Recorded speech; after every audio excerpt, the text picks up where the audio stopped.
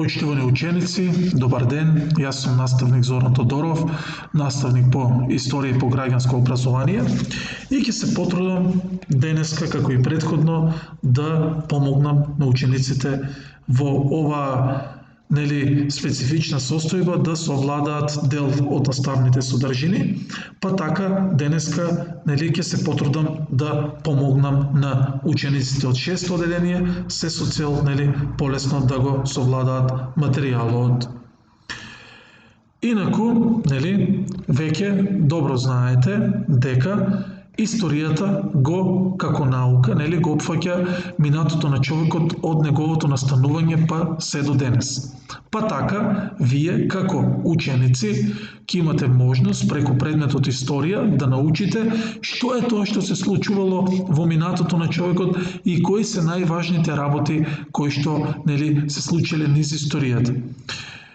И во текот на целокупното ваше образование од 6-то до 9-то одделение ќе научите за најважните работи, меѓутоа ќе мора да започнеме од тој најстар човеков период, односно од тоа како и на кој начин настанува човекот.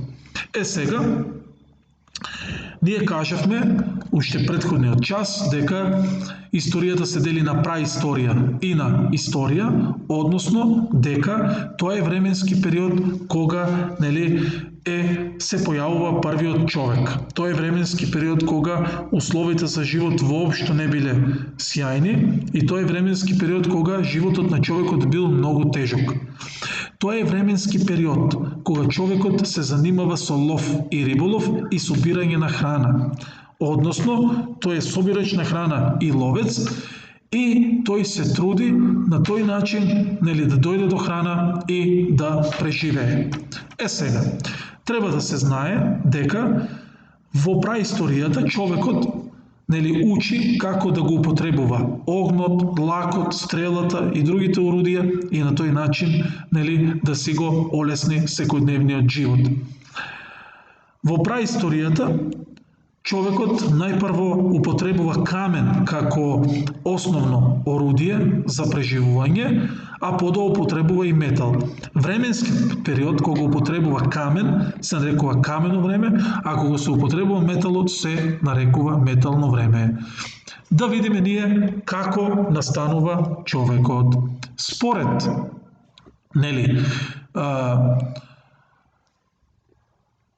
денешниот временски период, односно во современиот временски период, постојат две теории за настанувањето на човекот. Едната е религиозна, другата е научна. Самото име религиозна ни кажува дека е поврзана со верувањето, дека некој верува во тоа, додека научната е поврзана со истражувањето да се докаже дека тоа навистина било така. Според религиозната теорија, човекот бил создаден од Бог, а според научната, човекот настанал од човеколики мајмун.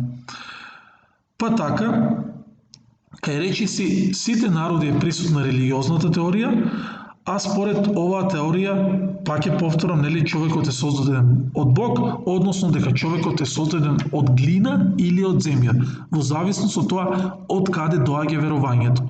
Меѓутоа, треба да се истакне дека практично ова верување започнува кај сумерците во Месопотамија, дека човекот е создаден од глина, и понатаму се шири и кај другите народи, например се среќава и во градот Бабилон, кај бабилонците дека е создаден од глина и од крв, после тоа кај хелените, односно кај старите грци, дека е создаден од земја, слично верување има и кај христијаните и кај муслиманите, дека е создаден од земја, дека Бог му дава здив, дека така оживува и така натаму.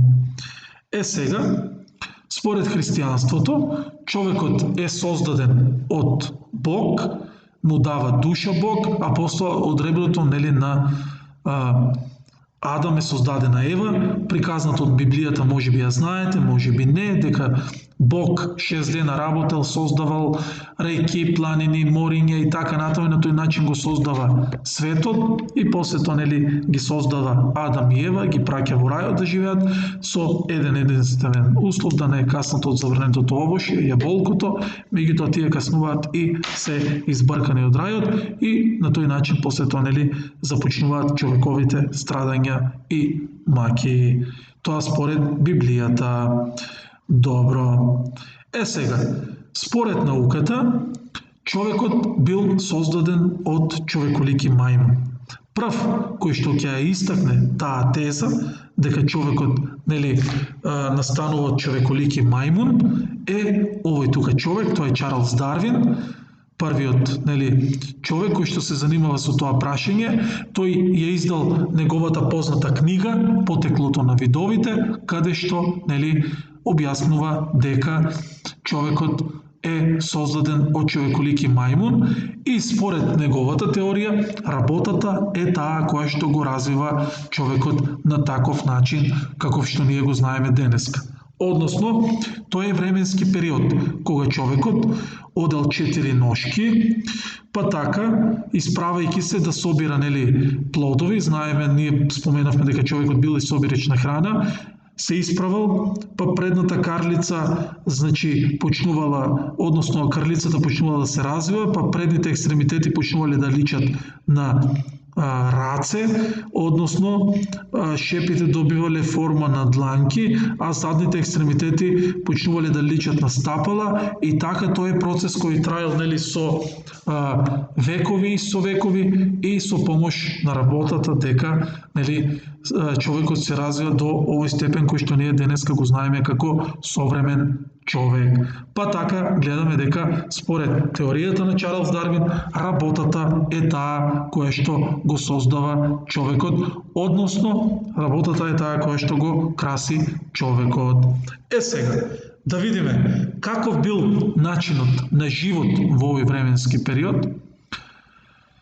Веќе кажавме дека во историјата, односно во праисторијата, човекот употребувал две работи како основни орудија за да преживее. Едното е камен, другото е метал.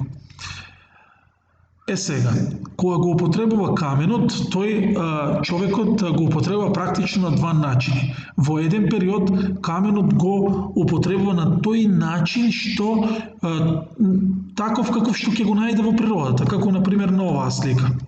Само момент, го гледате овде, таков каков што ќе го најде во природата, таков го употребува, односно, или можеби само грубо да го дотера, и тој период кога човекот на таков начин го употребува каменот се нарекува практично старо камено време, а во оној временски период кога човекот го употребува каменот, го бруси, го мазне и прави орудија од него, се нарекува ново камено време. Во овој период луѓето живееле во пештери, а главна храна им била месото, односно плодовите и растенијата. Тоа е нормално, бидејќи кажавме дека човекот е ловец и собирач на храна, па затоа тоа е главна храна. Тоа е временски период кога започнуваат да живеат во пештери и се трудат на таков начин да ги поминат деновите. Сега, голема работа, или да не кажем револуционерна работа, ќе се случи кога човештвото ќе го пронајде говорот. Луѓето сватиле дека доколку правилно ја отворат устната шуплина и правилно го употребуваат јазикот, дека можат да испуштаат звуци во вид на зборови. Па така се појавува првиот говор, и првиот говор е многу важен заради комуникација на луѓето, подобро да се разберат и на тој начин подобро да преживеат. Уште позначајна работа се случила кога луѓето ќе го употребат, односно ќе го најдат оганот. Ова само да видите како човекот живеел во пештери и како изгледал да кажем животот на луѓето во тој временски период. Веќе ви кажав дека откривањето на огнот е едно од најголемите откритија во праисторијата. Зошто? Луѓето најпрво се плашеле од огнот. Како луѓето дознале за огнот? Па кога имало невремиња, молњи, гармотевици, се создавале пожари и луѓето практично тогаш го дознале огнот. Меѓутоа, во прво време тие се плашеле од огнот и го избегнувале, бидејќи сметале дека може да ги повреди. Меѓутоа, со тек на време сватиле дека ако правилно го употребуваат, дека тие може и да го искористат на еден практичен начин. Па така, тие научиле како да го создаваат огнот, сватиле дека со помош на чукање на два камења се создава искра и дека може да се направи оган, или пак дека со триење на две суви дрва дека исто така се создава искра и дека може да се направи оган, па така тие оганот го користеле за греење во тие лоши зимски временски услови. Го користеле исто така за приготвување на храна, особено кога начекувале мртви запалени животни во тие пожари кои што се случувале, сватиле дека месото може да се приготвува, дека не мора да се јаде живо и така натаму. Научиле да ги приготвуваат и плодовите и на тој начин се зголемил квалитетот на живот кај луѓето.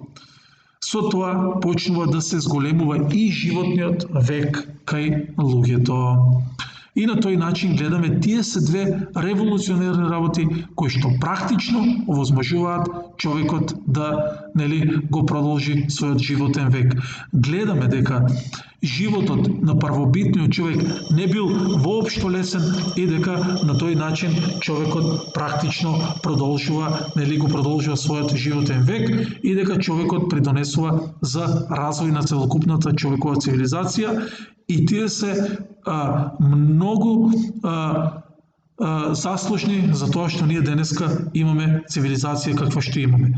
Науката исто така ни кажува дека првобитниот човек е пронајден во Источна Африка и дека оттаму се преселува на останатите континенти, односно се раздвижува и ги населува и другите континенти, тука особено се мисли на Европа и на Азија.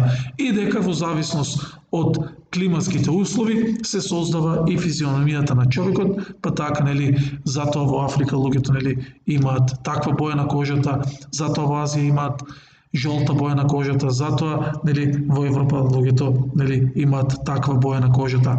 Од прилика тоа е тоа, се надевам дека ви беше јасно и дека ви предизвика внимание. Од прилика тоа е тоа. Ќе се видиме со наредно видео и со наредна лекција.